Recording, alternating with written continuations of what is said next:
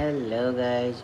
सबसे पहले इससे पहले वाला टॉपिक हमने कवर कर लिया है, तो एंटी फीवरिन ड्रग पढ़ना है। इसमें एंटी फीवरिन ड्रग पढ़ना है। एंटी कोगुलेंट भी बोल सकते हैं। फीवरिन जो पहले बनता है वो फीवरिन को ही ख़त्म करना है, तो एंटी फीवरिन ड्रग। उसमें आता है ओरल एंटी कोगुलेंट, जिसमें वारफेरिन आ गया, और एक आता है इंजेक्टेबल। इसमें डायरेक्ट इंजेक्ट करना रहता है, तो इंजेक्टेबल वाला ज़्यादा सही रहेगा। थ्रोम्बिन, ये इसको 2A इनहिबिटर भी बोलते हैं, ठीक है। तो 2A जो मतलब फैक्टर 2 होता है, फैक्टर 2 एंड 10, ये सब मेनली होता है 2, 7, 5, 2, 3, 7 एंड 10, इस टाइप से होता है। 4 होता है जो विटामिन के एक्टिवेट करता है, जिसके लिए विटामिन के का ज़रूरत होता है। तो इसमें है इंजेक्टेबल एंटीकोएगुलेंट। तो indirect 2A inhibitor and direct 2A inhibitor, ठीक है। डायरेक्ट 2A इनहिबिटर भी देखना है, direct 2A inhibitor, indirect 2A। तो सबसे पहले इनडायरेक्ट 2A इनहिबिटर को देखना है। तो सबसे पहले ये है हिपैरिन मॉलिक्यूल। हिपैरिन पेंटा मॉलिक्यूल होता है और ये बड़ा सा मॉलिक्यूल होता है, ठीक है। तो ये क्या करता है ना, इसका टर्मिनल जो चेन होता है वो स्टिमुलेट करता है AT3 को।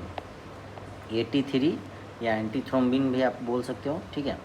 तो heparin plus antithrombin, heparin plus antithrombin, या ये हिपैरिन चेन हो गया बड़ा सा, ठीक है ना।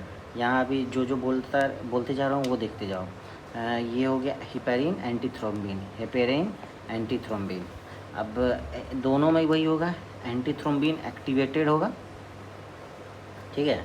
लेकिन मतलब कि ये जैसे ही मतलब एंटीथ्रोम्बिन एक्टिवेटेड होगा, वो क्या करेगा, इनहिबिट कर देगा 10A को। 10A को मतलब ये पाथ ज़्यादा चलेगा उसका, 10A को इनिबिशन वाला, 10A का इनिबिशन ज़्यादा चलेगा डायरेक्ट विदाउट कॉम्प्लेक्स। इसमें कॉम्प्लेक्स नहीं बनाना का, फिर कॉम्प्लेक्स कोई फॉर्मेशन का जरूरत नहीं। 80 इनिबिट थ्रोम्बिन इन कॉम्प्लेक्स, जब कॉम्प्लेक्स बनेगा तो 2A को इनिबिट करेगा। ये जो रास्ता है, ये जो है थ्रोम्बिन 2A को पहले कॉम्प्लेक्स बनाएगा, तब मतलब हिपैरिन प्लस 80 प्लस 2A, तो मतलब कॉम्प्लेक्स बनाएगा, ये मुड़ जाएगा इस टाइप से, चेन वेन इसका इधर से ये हो जाएगा, इधर मुड़ जाएगा, इस टाइप से आप बोल सकते हो। मतलब कॉम्प्लेक्स बनाना है, कॉम्प्लेक्स बनेगा तो क्या करेगा, 2A को इनहिबिट करेगा। और हमारा काम मेन मतलब मकसद क्या है, 2A को इनहिबिट कराना। तो इनडायरेक्ट 2A इनहिबिटर होता है हिपैरिन, ठीक है। अभी हिपैरिन मॉलिक्यूल ही पढ़ रहे हैं हम लोग। तो इनडायरेक्ट, तो इसमें क्या हुआ ना, सबसे पहले अनफ्रैक्शनड आया। अनफ्रैक्शन मतलब हिपैरिन पूरा का पूरा, कोई दिक्कत नहीं है इसमें। तो एक्टिवेट एंटीथ्रोम्बिन तो किया, लेकिन जितना इनहिबिट 2A को किया उतना ही 10A को भी किया वो, ठीक है। दो molecule which are bigger inhibit 2A can form complex. जो बड़ा है वो कॉम्प्लेक्स बना सकता है, ठीक है। तो कॉम्प्लेक्स बनाएगा तो वो क्या करेगा, 2A एंड 10A दोनों को बराबर बराबर इनहिबिट करेगा। अब लो मॉलिक्यूलर वेट में क्या होता है, जिसे मान लो आप यहाँ से कट कर दो, इतना ये टर्मिनल हो गया और ये टर्मिनल के साथ कुछ पोर्शन इधर भी रह गया, तो क्या हुआ, थोड़ा तो कम हुआ। तो इसमें क्या हुआ ना कि फैक्ट 10A को थोड़ा ज़्यादा इनहिबिट करने लगा, 2A को कम, क्योंकि 2A के लिए कॉम्प्लेक्स बनाना है। 2A के लिए कॉम्प्लेक्स बनाना है, तो कॉम्प्लेक्स बनाने के लिए तो बड़ा मॉलिक्यूल चाहिए। अब छोटा हो गया तो 10A को ज़्यादा कर रहा है, 10A तो कॉम्प्लेक्स की ज़रूरी है नहीं।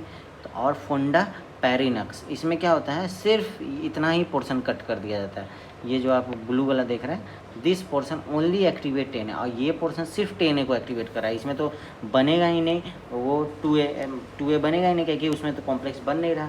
तो activate antithrombin only inhibit 2A factor, ठीक है। तो यहाँ तक समझ गए, यहाँ तक ईजी ही था। अब हिपैरिन के बारे में देख लेते हैं, हिपैरिन का क्या क्या काम है। हिपैरिन में क्या क्या आ गया, रूट हो गया, रूट SC भी दे सकते हैं और IV भी दे सकते हैं। इससे पहले वाला क्या था, वारफेरिन जो था वो क्या था, वो सिर्फ ओरली देते थे। प्रेगनेंसी में दे सकते हैं। हिपारन करता है इमीडिएट एक्शन, हिपारन आप बोल सकते हैं। इमीडिएट एक्शन क्यों है, मतलब useful in acute condition, useful in acute condition क्यों है, क्योंकि inhibit 10A and 2A already activated है ये। So immediate action warfarin do not act on already activated factor, उसको एक्टिवेट करना पड़ता था उसके बाद वो काम करता था। यहाँ पे पहले से एक्टिवेटेड फैक्टर पे काम करेगा, एक्टिवेटेड फैक्टर पे काम करेगा तो तुरंत क्या करेगा, मतलब एंटीकोगुलेशन दिखा देगा। यूजफुल है anticoagulant of choice in pregnancy, anticoagulant of choice in pregnancy मतलब कि प्रेगनेंसी में जब ज़रूरत होगा तब। और मॉनिटरिंग बाय APTT, ये तो पहले भी बताया हुआ है, मतलब वारफेरिन वाले वीडियो में बता दूंगा। एंटीडोट प्रोटामाइन सल्फेट, वहाँ पे विटामिन के था प्रोटामाइन सल्फेट, आप इसको अलग से लिख लो, प्रोटामाइन सल्फेट।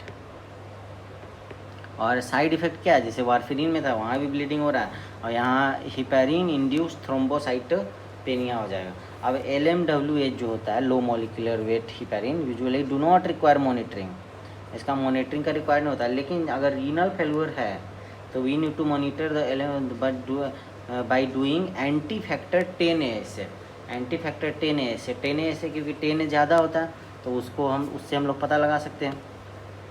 ठीक है, तो रीनल फेल्यूर जो इसमें रहेगा उसी में LMWH का मॉनिटरिंग करते हैं। अब हिपेरिन इंड्यूस थ्रोम्बोसाइटोपेनिया, HIT इसको बोलते हैं।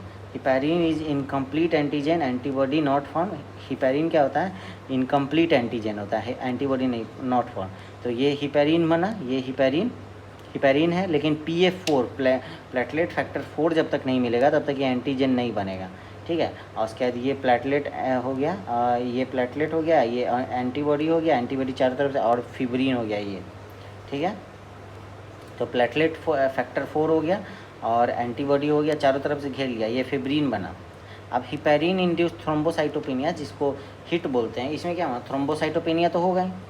ये कैसे, मतलब हम लोग जब ब्लड के बारे में पता करेंगे तो ये तो इस कॉम्प्लेक्स में फंस गया है, कहाँ पे, यहाँ पे है ये मतलब थ्रोम्बोस जो है, मतलब प्लेटलेट जो है यहाँ पे फंस गया है, यहाँ पे है, तो वो तो ब्लड में दिखेगा नहीं, तो इसमें क्या होगा ना, थ्रोम्बोसिस ही हो जाएगा। होना क्या था, ब्लीडिंग होना चाहिए था क्योंकि कम हो गया, लेकिन कम नहीं हुआ यहाँ पे। ठीक है ना, कम मतलब आपको जब पता चलेगा थ्रोम्बोसाइटोपेनिया प्लेटलेट कम है तो ब्लीडिंग होगा, लेकिन ब्लीडिंग हो नहीं रहा है यहाँ।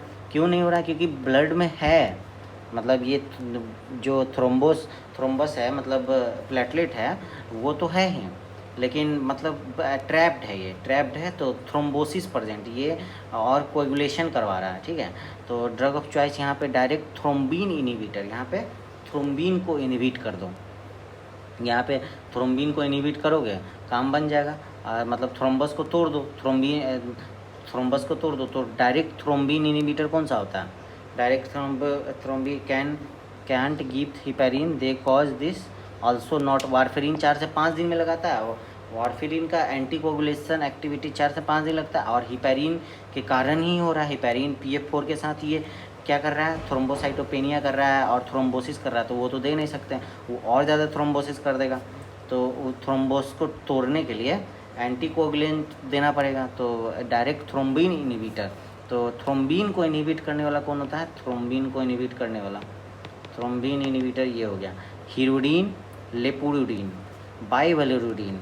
ठीक है, इस तरह से याद रखो, हिरुडीन, लेपिरुडीन, बाइवेलेरुडीन, और आर्गा ट्रोबान, मेलागाट्रान, डबीगाट्रान, ये ओरल दिया जाता है, ये बहुत दबा के मुंह में दे दिए, इस तरह से याद कर सकते हैं, दबा के मुंह में दे दिए।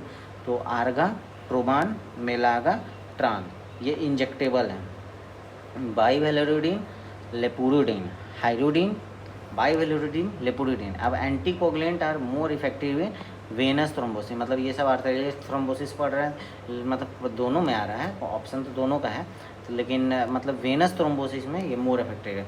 इंडिकेटेड है deep venous thrombosis and pulmonary embolism. ठीक है, और एक बच गया डायरेक्ट, इनडायरेक्ट हो गया हिपेरिन, और डायरेक्ट 2A इनिबिटर होता है राइबोरोक्साबिन, जो कि अभी पढ़ना है। राइबोरोक्साबिन मैं बता रहा हूँ कहाँ पे है,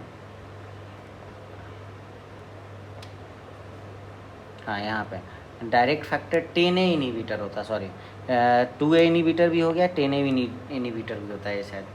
ठीक है, तो ये क्या होता है ना, राइबोरोक्सा 10A ब्लॉकर होता है ये, डायरेक्ट 2A इनिबिटर, लेकिन पढ़ना यही है, 10A इनिबिटर है, तो राइबोरोक्साबैन, और ये ओरल है, ये इंजेक्टेबल नहीं है। ठीक है ना, reversible OR 10A blocker antagonist, and these drugs do not require monitoring. Other drug are apixaban, edoxaban, betrixaban. और राइबर रिवर्सिबल है, oral 10A blocker antagonist. Andexanet alpha is antidote. ठीक है, अब ये भी हो गया है, डायरेक्ट थ्रोम्बिन इनिबिटर भी हो गया. अब एक होता है thrombolytic drug, tissue plasminogen activator and fibrinolytic drug. मतलब क्या करेंगे ना, प्लाज्मीन रिमूव करता है थ्रोम्बस को. थ्रोम्बस आ गया यहाँ पे, यहाँ थ्रोम्बस आया, थ्रोम्बस जम गया है. ये मतलब पूरा में ये क्या है, थ्रोम्बिन है, ये फिब्रिन है, चारों तरफ से थ्रोम्बस जम गया. मतलब कि थ्रोम्बोलिटिक ड्रग देना पड़ेगा. तो थ्रोम्बोलिटिक ड्रग देने के लिए क्या करना, थ्रोम्बोलिटिक करता कौन है, थ्रोम्बोलाइट. प्लाज्मीन करता है, प्लाज्मीन रिमूव थ्रोम्बस. थ्रोम्बस को इनिबिट करने वाला कौन है, प्लाज्मिनोजेन, मतलब प्लाज्मीन. तो प्लाज्मिनोजेन को एक्टिवेट कर देंगे, मतलब टिश्यू प्लाज्मिनोजेन एक्टिवेटर वो दे दिए, बस हो गया. अब ड्रग में कौन कौन आ गया, स्ट्रेप्टोकाइनेज, यूरोकाइनेज, अल्टीप्लेज, रेटिप्लेज, टेलेंटेक्टेप्लेज. टेलेंटेक्टेप्लेज क्या होता है, लॉन्गर एक्टिंग होता है. Long acting given as bolus, एक बार में देते हैं बोलस बना के. शॉर्ट एक्टिंग आईवी दे देते हैं. स्ट्रेप्टोकाइनेज, यूरोकाइनेज, अल्टीप्लेज 3 को. रेटिप्लेज, टेलेक्टेप्लेज लॉन्ग एक्टिंग है. Streptokinase derive from Streptococcus. Streptokinase है तो उसमें बैक्टीरिया होता है, तो उसमें एलर्जी कॉज कर सकता है. एंटीबॉडी अगेंस्ट स्ट्रेप्टोकाइनेज प्रोड्यूस हो सकता है. ठीक है, तो उससे बचने के लिए क्या देते हैं, recombinant tissue plasminogen activator RTPA देते हैं. Alteplase, reteplase, tenecteplase. No allergy, no antibody formation. Allergy नहीं होगा, नो एंटीबॉडी फॉर्मेशन होगा. एंटीबॉडी यहाँ पे बन सकता है. ओवरलोड हो गया थ्रोम्बोलाइटिक लीड्स टू, मतलब सारा थ्रोम्बस को हटा दिया तो थ्रोम्बस बचा ही नहीं, उसके बाद भी दिए जा रहा है तो क्या करेगा, और ब्लीडिंग करवा देगा, तोड़ फोड़ देगा वाल को. तो epsilon amino caproic acid EACA, tranexamic acid, ये आपको याद रखना है, ट्रांसएक्सामिक एसिड. ठीक है, और एप्साइलोन अमीनो कैप्रोइक एसिड. ठीक है, तो इतना ही था. थैंक यू दोस्तों. इम्पॉर्टेंट जो है देख लेना आप एक बार. एडेनेक्सेट अल्फा होता है क्या, 10A इनिबिटर, राइबोरोक्साबैन, और डायरेक्ट इनडायरेक्ट मैंने बता दिया है. फोंडापोरोनिक्स क्या होता है, एलिमेंट नॉट रिक्वायर मॉनिटरिंग, फिर भी कब करते हैं, जब रीनल फेल्यूर होता है, क्योंकि उसमें करते क्या, एंटी फैक्टर 10A से. यूजफुल इन कंडीशन प्रेगनेंसी में इसको दे सकते हैं. 10A एंड 2A दोनों का इनिबिटर होता है, ऑलरेडी एक्टिवेटेड है जो उसको भी, इसलिए इमीडिएट एक्शन है. और ब्लीडिंग, हिपैरिन इंड्यूस थ्रोम्बोसाइटोपेनिया, ये सब है. थैंक यू दोस्तों.